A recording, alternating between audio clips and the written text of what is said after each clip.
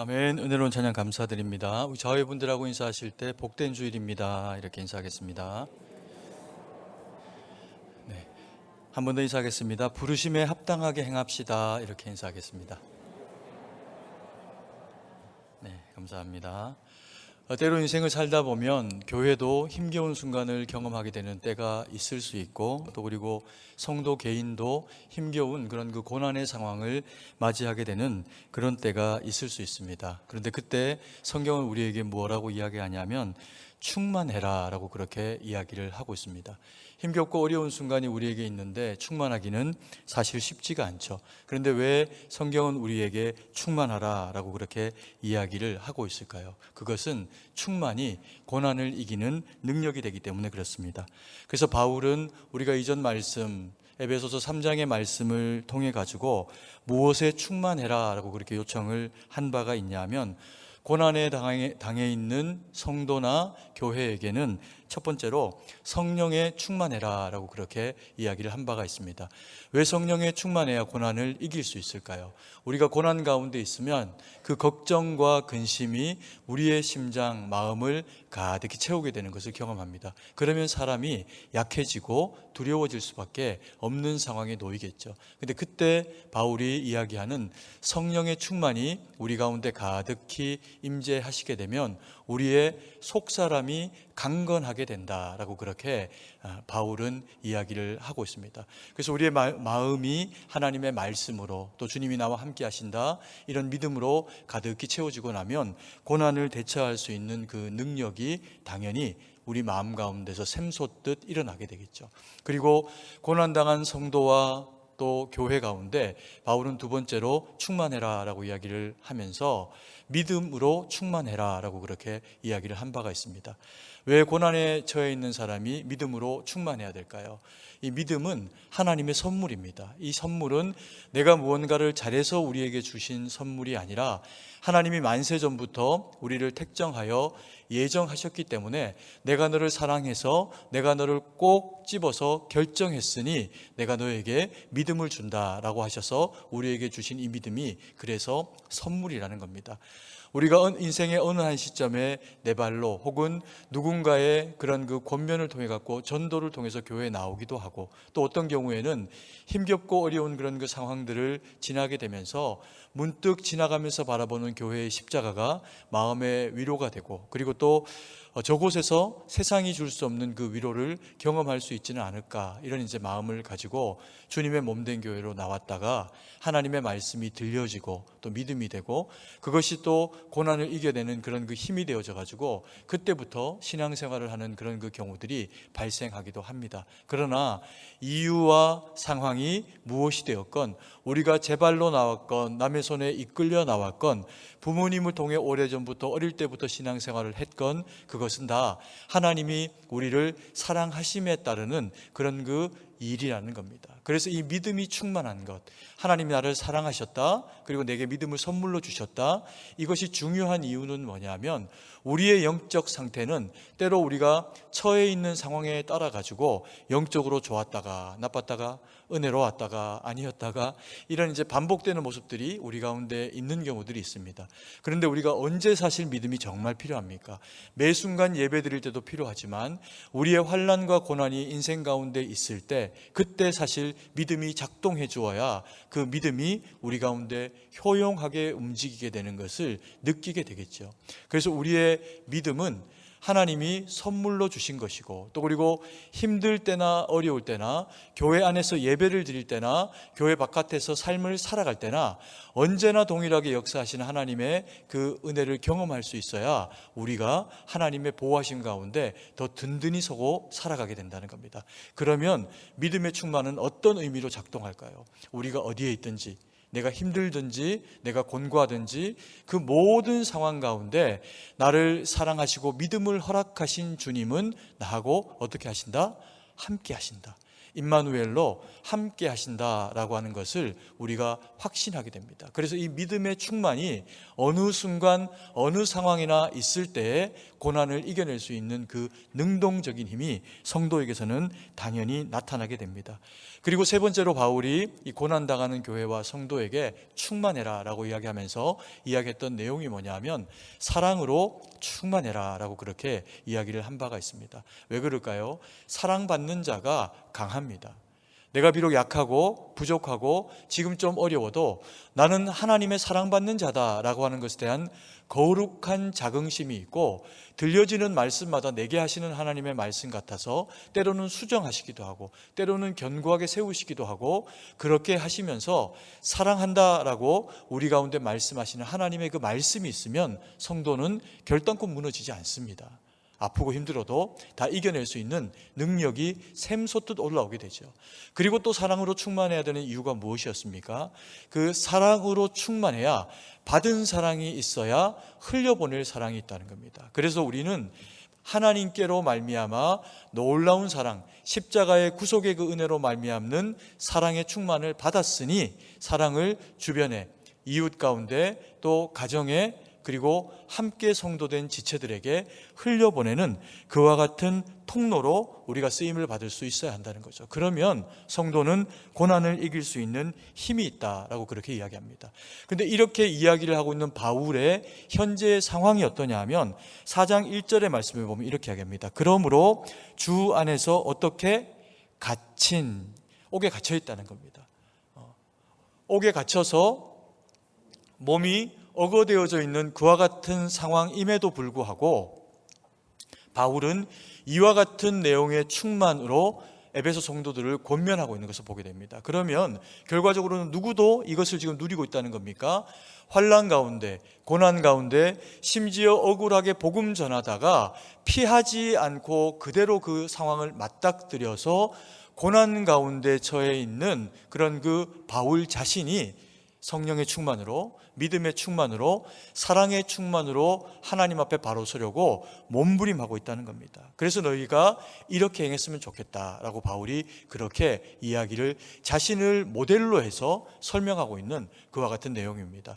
그러면서 이들이 이 얘기를 왜 들어야 하냐 그러면 이 쉽지 않은 이와 같은 충만을 왜 들어야 하냐라고 하는 이야기를 하면서 너희가 어떤 자냐라고 하는 것을 바울이 일깨우는데 4장 1절 말씀에 보면 그러므로 주 안에서 갇힌 내가 너희를 권하노니 같이 있습니다. 그 다음부터는 너희가 부르심을 받은 일에 합당하게 행하여 라고 하면서 너희가 누구냐 하면 부르심을 받은 자라는 겁니다. 그냥 어쩌다가 이게 아니고 하나님의 명확한 부르심에 따라 가지고 교회에 출석하고 성도된 자가 너희들이다. 에베소 교인이다. 그리고 우리 승동교회 성도이다 라고 그렇게 이야기를 하고 있는 겁니다. 이 부르심의 합한이라고 하는 이 부르심의 대상과 그리고 또 하나 이 합한이라고 하는 이야기가 무엇일까요? 부름받은 대상들은 아무나 부른 것이 아니고 사랑해서 믿음을 선물로 주고 불렀다는 거죠. 그래서 이들은 사명자들입니다. 그냥 부름받은 게 아니라 하나님의 사명자로 우리가 부름받은 대상들이라는 겁니다. 그러면 거기에 무엇이 나타날까요? 합당한이라고 하는 이 열매, 이 부르심에 합당한 모습이 있어야 된다는 겁니다. 하나님의 자녀로 부르심을 받은 자들에게 기대되어지는 이 합당함은 무엇일까요? 우리가 일반적으로 생각을 하면 이것은 선이다 이렇게 생각할 수 있겠죠. 물론 맞습니다. 그리스도인도 선해야 합니다. 아니, 그리스도인은 세상이 말하는 선하는 것 이상으로 훨씬 더 선해야 합니다. 그래서 세상 사람들이 바라볼 때 세상 사람들에게도 악만이 있는 게 아니라 선이 행할 도덕적인 가치들이라는 것이 있습니다. 누구나 다 이해하는 보편적인 가치에 해당하는 인륜이라고 하는 것도 있습니다. 그리스도인들은 그와 같은 도덕적 가치를 쫓아 살아가라 그런 이야기가 아닙니다. 부름받은 자들은 그것 이상의 가치를 가지고 살아가서 세상 사람들이 바라볼 때조차도 이해할 수 없는 선의 그런 그 의미를 너희들에게선 찾았으면 좋겠다. 그게 합당하게 구해지는 선이었으면 좋겠다. 그 얘기를 바울이 에베소 교인들 가운데 우리에게 들려주고 있는 겁니다. 그러면 이 선은 부르심에 합당한 선이라고 하는 것은 무엇을 이야기하는 걸까요? 이것은 선 이상의 선입니다. 선 이상의 선은 어떤 형태라고 할 수가 있을까요? 이것은 영향력입니다. 우리가 세상 사람들 가운데서도 착하게 선하게 행하면 저 사람 좀 닮고 싶다, 위인들을 보면 나도 저렇게 살았으면 좋겠다, 이렇게 생각을 하게 되는 경우들이 있죠. 그런데 우리 그리스도인들에게는 꼭 위인이 아니어도 일상을 쫓아가지고 복음을 전하면서 또 그리고 누군가에게 하나님 자녀됨에 합당한 모습을 보이면서 우리로 하여금 영향력 있는 그리스도인으로 서라라고 하는 요청이 바울이 이 부르심에 합당한이라는 표현을 통해서 우리 가운데 되어지기를 원하는 그와 같은 일이라는 겁니다. 올해 우리가 수련회를 보내게 될 때 우리 그 수련의 주제가 이제는 주 안에서 빛이라 라고 하는 그와 같은 제목입니다. 이게 우리가 또 에베소 5장을 통해서도 만나게 되겠지만 우리가 수련회를 통해서도 이 말씀을 접하게 될 텐데, 하나님이 우리에게 무엇을 원하시나? 부르심에 합당한 자에게는 빛으로 행하기를, 소금으로 행하기를 원하시는 하나님의 그 뜻과 계획이 그 가운데 있다는 겁니다. 그래서 우리가 이 부르심에 합당하게 사는 삶이 되어지려고 하면 어떻게 하면 이것이 가능할까? 그것을 우리가 바울의 설명하는 내용을 통해서 함께 바라보기를 원합니다.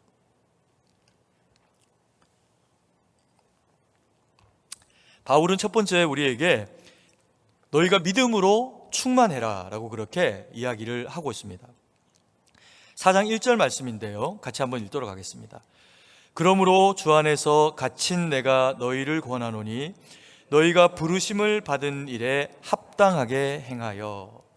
부연 설명을 해드리기는 했지만 우리가 이 말씀 가운데서 새겨보아야 될 내용이 뭐냐 하면, 우리가 부르심을 받았다라고 하는 것은 하나님이 우리에게 믿음을 주셨다라고 하는 겁니다. 그래서 내 말이 들리면 반응하라라고 하는 요청을 우리 가운데 하고 있는 것이라고도 볼 수가 있는 거죠. 그래서 우리가 이 부르심에 합하게 행한다라고 하는 것이 믿음의 충만으로 일하라라고 하는 이야기와 같은 맥락이 어떻게 하면 되냐 하면, 우리가 믿음을 우리의 선택으로 의롭기에 받은 것이 아니라 하나님이 선물로 우리에게 주시면서 너희는 이와 같이 세상 가운데 빛되고 소금됨의 역할로 사명자로 서기를 원한다라고 하는 사명도 우리에게 동시에 주신 바 되었다는 겁니다.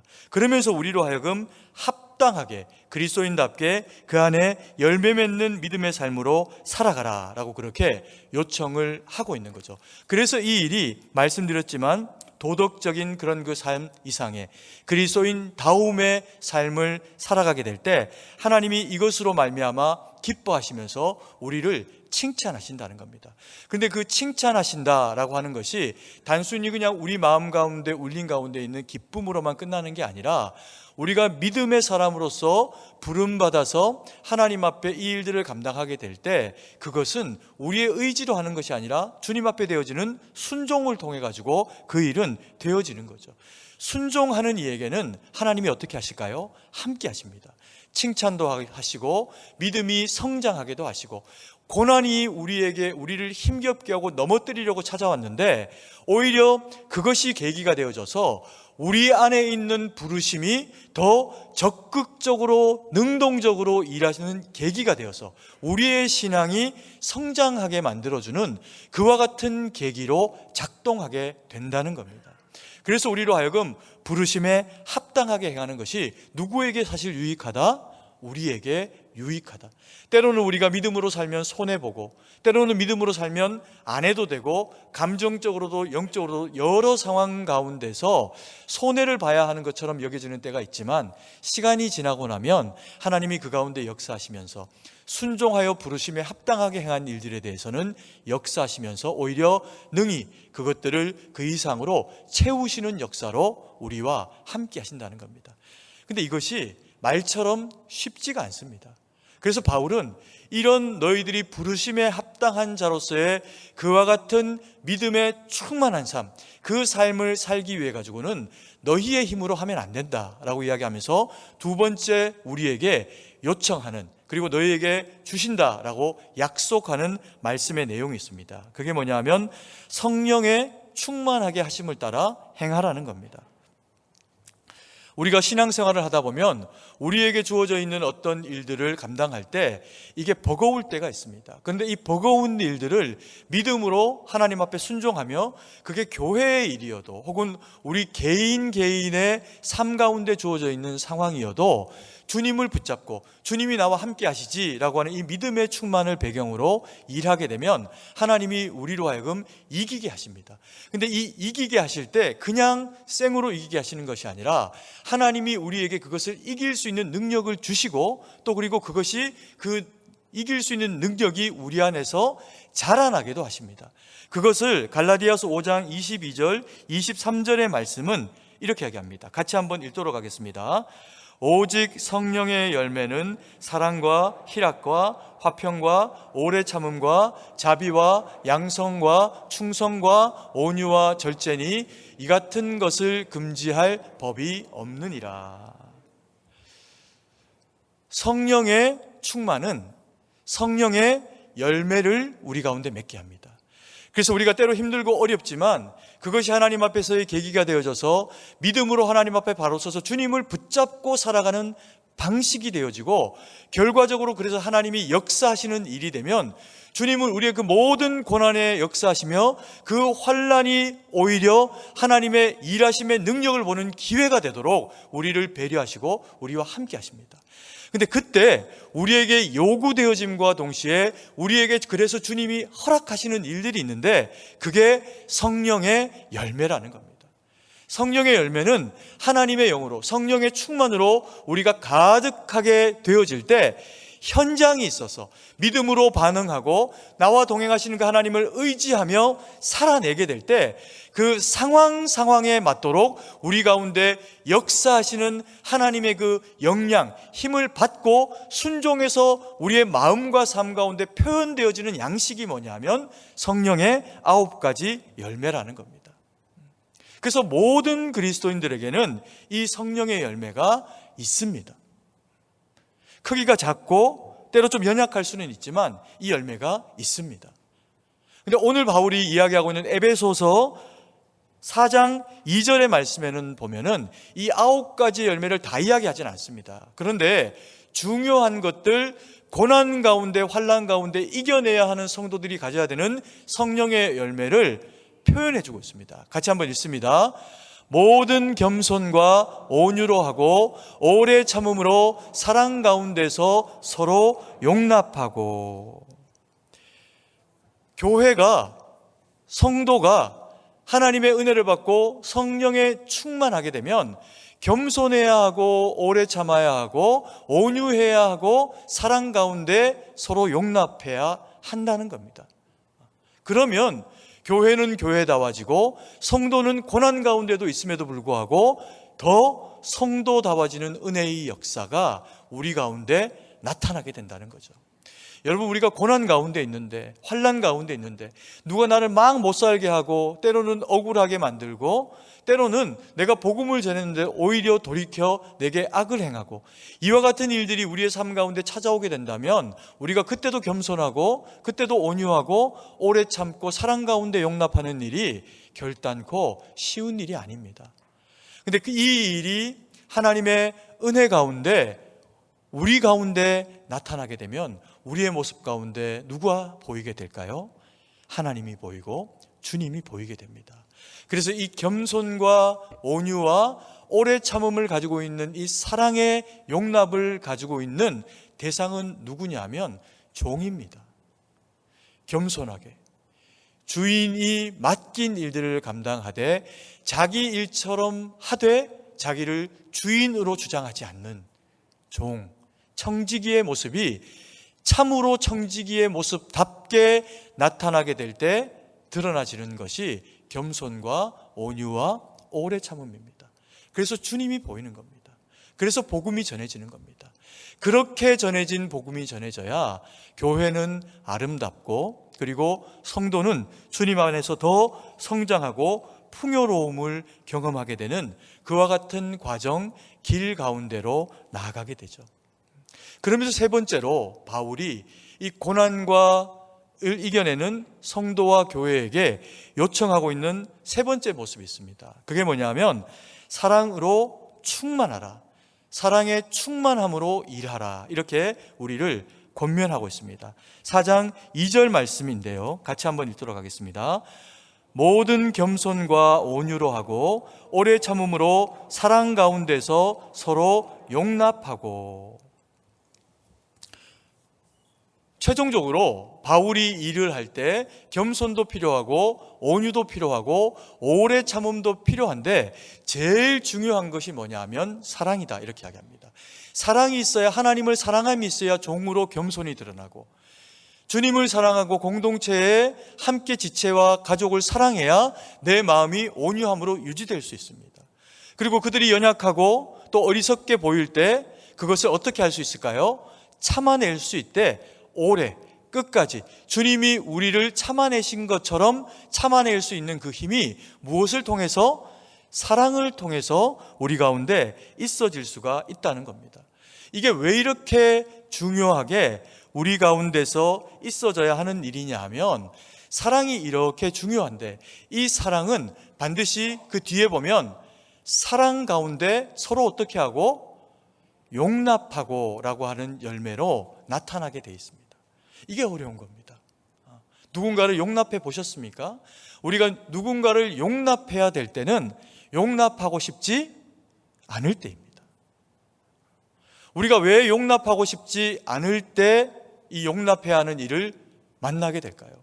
대부분 우리가 용납해야 되는 대상들은 우리가 사랑해야 하는 대상들입니다. 그리고 심지어 지금도 사랑하고 있는 대상입니다. 이런 일들이 어디에서 가장 많이 벌어질 수 있냐? 사랑하는 사람들이 모인 공동체 가운데는 용납하지 못함이 발생하기가 쉽습니다. 그 대표적인 것 중에 하나가 어디냐 하면 교회입니다.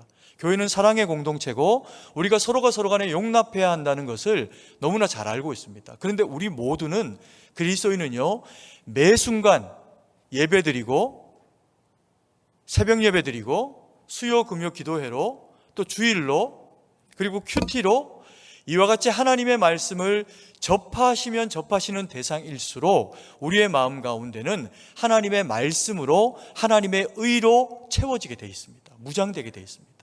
그래서 교회에 나와서 어떤 일들을 감당을 하게 될 때 우리가 어떤 일들을 이야기를 하면서요, 누구도 틀린 얘기를 하지 않습니다.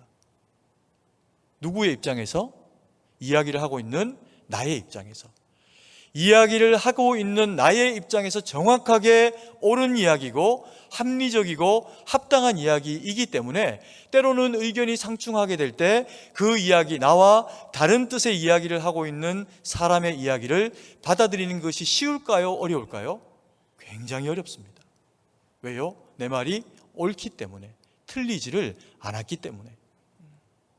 그래서 내 말로 꺾고 이겨야 되는 상황 가운데 서는 것이 옳은 것이다 라는 생각이 우리 마음 가운데 틀렸기 때문에 드는 것이 아니고 옳기 때문에 찾아오게 되는 마음이라는 겁니다. 그래서 이 옳은 대상과 또 다른 옳은, 바른 대상이 각자 바른 얘기를 하면서 이야기를 나누게 될 때 이 얘기는 결과적으로 한 칸도 물러날 이유가 없는 이야기가 되죠. 그래서 교회가 싸우면, 성도가 부딪히게 되면 이것은 하나님 보실 때 옳지 않은데 우리는 이것을 옳은 것인 줄로 착각하며 논쟁하고 그렇게 싸우게 되는 경우들이 발생할 수 있다는 겁니다. 그래서 성경이 우리에게 뭐라고 이야기합니까? 용납하라 라고 이야기합니다. 이 용납은 뭐냐면요, 의견과 의견이 대립될 수 있습니다. 그런데 의견과 의견이 대립될 때 그것을 꺾을 수도 있습니다. 지기만 해서 되는 일이 아니죠. 왜냐하면 더 옳은 이야기를 진짜 한다라고 하면 그 옳은 얘기가 이겨야 덜 옳은 이야기가 그 다음번 이야기가 될 수 있지 않습니까? 그러면 옳은 이야기가 이겨야 되는데 그럼에도 불구하고 우리 가운데 있어져야 되는 게 뭐냐면 용납이라는 겁니다. 이 용납은 내용에 대한 이야기가 아닙니다. 물론 내용에 대한 이야기가 될 수도 있습니다. 서로 절충하고 서로 요것은 내 의견, 요것은 너 의견으로 이렇게 절충해내는 것을 우리가 뭐 용납이라고 볼 수도 있지만, 그때 용납이라고 잘 쓰지 않습니다. 절충이라고 하지. 그러면 용납은 어떤 때 쓰는 겁니까? 나와 생각이 다르고, 나와 집안이 다르고, 나와 환경이 다른 어떤 대상이 나와 다른 이야기를 해서 내 심장이 상하고, 그리고 내 이야기가 더 옳은데 내가 공격받았다라고 느끼게 되는 그때에 상대방이 그런 마음을 가지지 않을 수 있도록 내게 적을 만들지 않기 위해 가지고 그 사람을 수용해 주는 것이 용납입니다. 그래서 이 용납은 사람을 수용해 줘서 그 사람의 이야기를 존중해 주는 것이 용납이라는 겁니다. 그래서 이것은 이겨내는 것, 내가 지는 것, 이런 얘기가 아닙니다. 질 수도 있고 이길 수도 있습니다. 그런데 그 이유가 무엇이어야 한다는 겁니까? 사람을 귀하게 여기고 내가 주의 택한 백성이듯이 우리가 함께 살아가는 믿음의 지체가 그와 같은 지체이기에 내가 그를 수용하고 이야기를 아니지만 끝까지 들어주고 그렇게 섬겨낸다는 겁니다. 사실 이게 말처럼 쉬운 일이 아닙니다. 저같이 대표자로, 그리고 누군가에게는 더 윗사람으로 교육자들 가운데서 섬기고 일해야 되는 저와 같은 사람들에게 더 많이 빠지고 나타날 수가 있는 일입니다. 매 순간에. 그래서 그때 그 매 순간에 깨어서 어떤 말을 하고 경청하고 무언가를 들을 때 성령의 충만하심으로 사랑의 충만함을 따라서 하나님 앞에 묻는 귀를 가지고 듣지 못할 때 우리는 이와 같은 오류에 누구나 빠질 수 있고, 중요한 자리에 앉아있는 그리스도인들일수록 높은 위치에 앉아있는 세상 가운데서도 그와 같은 일들을 하는 대상들일수록 더 그와 같은 상황 가운데 처해질 수가 있다는 겁니다. 그래서 우리가 용납이라고 하는 것을 마음에 가지게 될 때 우리는 아름다운 그리스도인으로 나와 그리고 또 다른 누군가에게 비춰지고 보여지게 되는 그와 같은 길로 설 수가 있다는 거죠. 그래서 이 용납이 그만큼 중요합니다. 그런데 우리가 실제로는 용납이 제일 어려운 것이 어딘 줄 아십니까? 제가 살아보니 가족이더라고요. 용납이 사실 제일 어려운 곳이 가정이라고 하는 곳인 것을 보게 될 때가 있습니다. 누구 안에서요? 저 안에서. 더 그 얘기를 들어주고 마음을 헤아려주고 아껴줘야 하는 아내에게, 남편에게 이 용납이라고 하는 것이 사실 쉽지가 않습니다. 왜 그러냐면 한 칸을 물러서야 할 이유가 없는 대상이 함께 모인 곳이 가족이기 때문에 그렇습니다. 옛날에 우리 선배들, 어른들 세대는 남편이 그냥 뭐라고 이렇게 하면 우리 아버님 세대들 때는 아내들이 그냥 찌그러졌어요. 마음에 동의는 안 되시지만 이러면서 화병이 들지언정 참아내셨습니다. 근데 그 자녀들 세대인 저희들 세대 정도만 되어져도 다 교육 제대로 받고 딸이어도 아들이어도 그 집에서는 왕자 공주로 대우받으면서 최고의 그런 그 대접을 받으면서 살아오다가 보니까 누군가 한 사람 내게 어떤 섭섭한 얘기를 하거나 아니면 내가 이건 분명히 옳다고 생각하는데 자기가 옳다고 생각하는 전혀 다른 이야기를 가족 구성원들 가운데 누군가가 하게 되면 물러설 이유가 없기 때문에 세상에서 가장 치열한 전쟁을 벌이게 되는 곳이 이 가족이라고 하는 공동체입니다. 작은 교회죠. 그래서 교회와 그래서 가족은 그리스도인이라면, 그리스도인이 거기에 한 사람만 속해 있다면 남을 용납하는 존중함을, 귀함을 가지고 들어주고 그리고 끝까지 포기하지 않고 설명하고, 싸웠으면 싸웠기 때문에 포기하지 않아야 하는 치열함이 있어야 하는 곳이 가족이라는 겁니다. 요즘 젊은 사람들이 이게 어려워가지고 그 어렵게 천하만민들 가운데서 한 사람 한 사람 만난 이 가정이 그게 견뎌지지 못하면 쉽게 상하고 깨어지고 자존심 상하고 꼴보기 싫고 이런 상황 가운데로 내몰리게 되는 것이 사실입니다. 그때 교회와 그때 가정에게 사랑의 충만을 따라 오늘 말씀이 무엇을 서로에게 배려해야 한다고요? 용납하라는 겁니다. 사람을 용납하라는 거죠. 버릴 수 없게 수용하고 여전히 사랑하고 여전히 끼고 있으면 하나님께서 그 가운데 일하신다는 겁니다. 그래서 되어지는 그 일의 결과, 성령의 충만, 그리고 믿음으로 충만, 사랑으로 충만해서 서로 용납하며 나아가게 되는 교회 가운데는 최종적으로 결과적으로 하나님의 일하심이 증거가 되어져 가지고 나타나게 되는 열매가 있습니다. 그 열매가 뭐냐면요, 4장 3절 말씀입니다. 같이 한번 읽습니다. 평안에 매는 줄로 성령이 하나 되게 하신 것을 힘써 지키라. 2절 말씀에 보면은 모든 겸손과 온유로 하고 오래 참음으로 하고 사랑 가운데서 서로 용납하고 평안에 매는 줄로 성령이 하나 되게 하신 것을 힘써 지키라. 이렇게 하면서 사랑이 모든 성령의 충만을 이끌고 평안으로 그 결과를 만들어내도록 하나 되게 하시는 것, 교회는 그래서 하나 되고 가정은 하나 되어야 한다라고 하는 것을 이야기하고 있는 것으로 볼 수 있습니다. 여러분, 평안이 뭔지 아십니까? 평안은 우리 집 첫째 아들 이름입니다. 둘째 아들이 이름이 온유입니다. 제가 이 이름을 지을 때 사실은 우리 집사람한테 당했습니다. 우리 집사람이 어느 날 배가 이렇게 만삭돼가지고 쌍둥이를 베가지고는 저한테 묻는 겁니다. 여보, 예수님은 어떤 분이에요? 예수님, 우리에게 복음을 주시고 우리에게 평안이 되신 분이지? 평안? 그럼 모세는 어떤 사람이에요? 모세, 지면에서 그보다도 온유한 사람이 없다고 그러셨는데 주님이, 그래갖고 평안과 온유가 된 겁니다.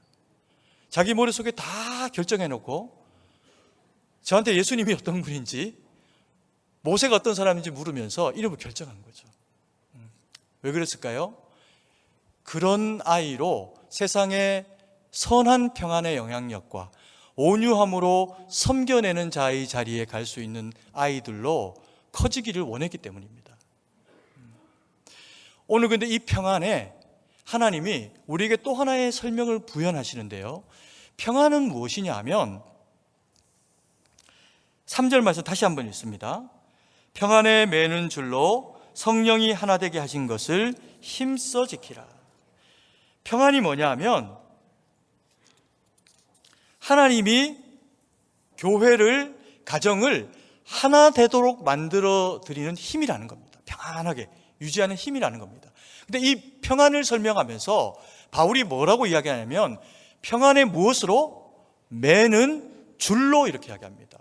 평안에 매는 줄로 묶여 있다는 거죠. 이게 자기의 상황에 대한 이해를 가지면 이게 무엇을 설명하는가 조금 더 쉽게 이야기할 수 있습니다.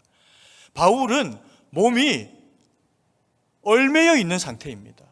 죄가 없는데 복음 때문에 복음의 대상이 되어지는 주님의 사랑하시는 자들을 위해 가지고 옥에 갇힌 바 되었습니다.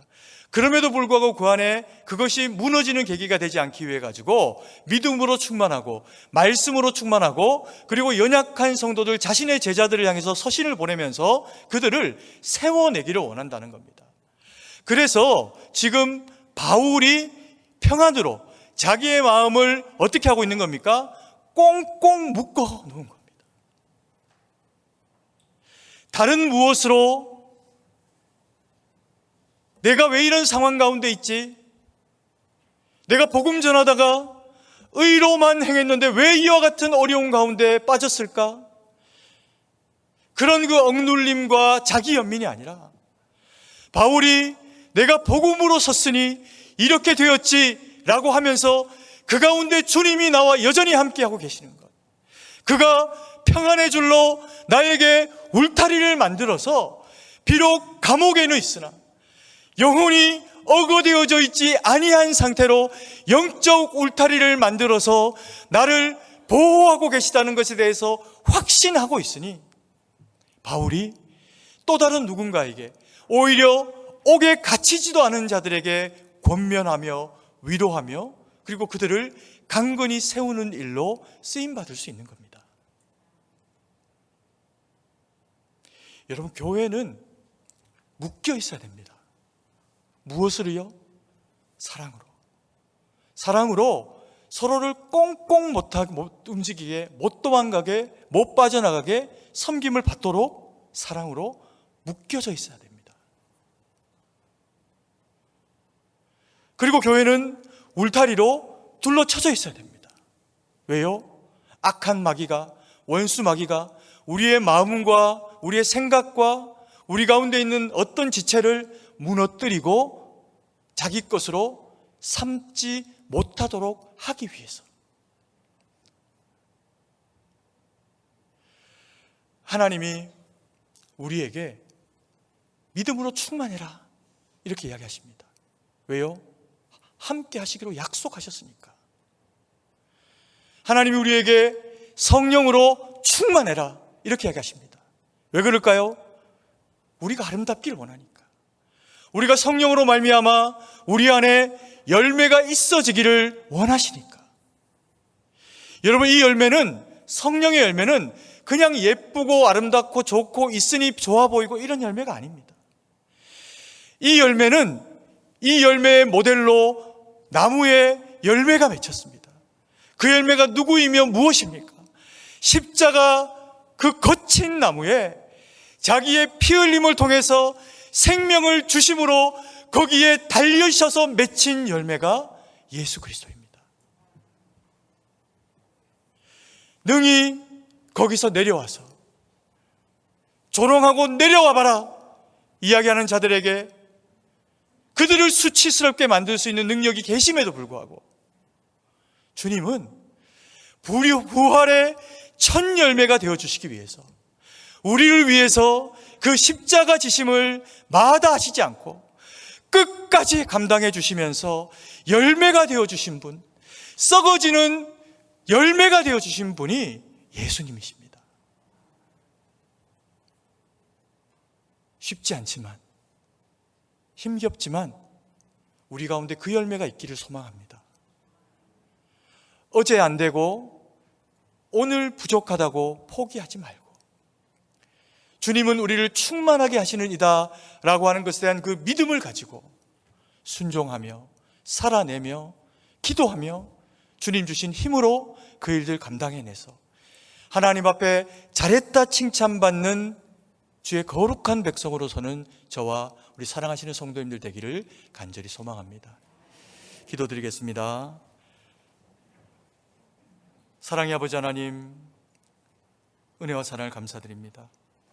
우리에게 믿음을 주시고 주셨을 뿐만 아니라 충만하게 하시고 우리를 성령을 주시되 충만하게 하시고 우리에게 사랑을 허락하시되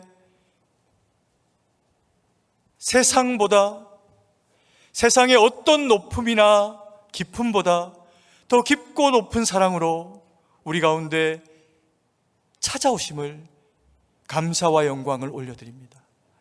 그 사랑받은 저희가 섬기며 살아가는 자들 될 수 있도록 주님 은혜 베풀어 주시고, 아버지 하나님, 그래서 우리 승동에 속한 모든 권속들, 그 속한 가정과 직장과 사업장과 일터 가운데 하나님 사랑 흘러가서 우리 중에 누구라도 있으면 그곳은 성령에 충만하고 믿음에 충만하고 하나님의 사랑으로 용납됨과 평강이 이루어지는 놀라운 하나님의 역사심의 장이 될 수 있도록 은혜를 베풀어 주시옵소서. 주님께 모든 것을 의지하고 감사드리며 살아계신 주 예수님 이름으로 기도드립니다.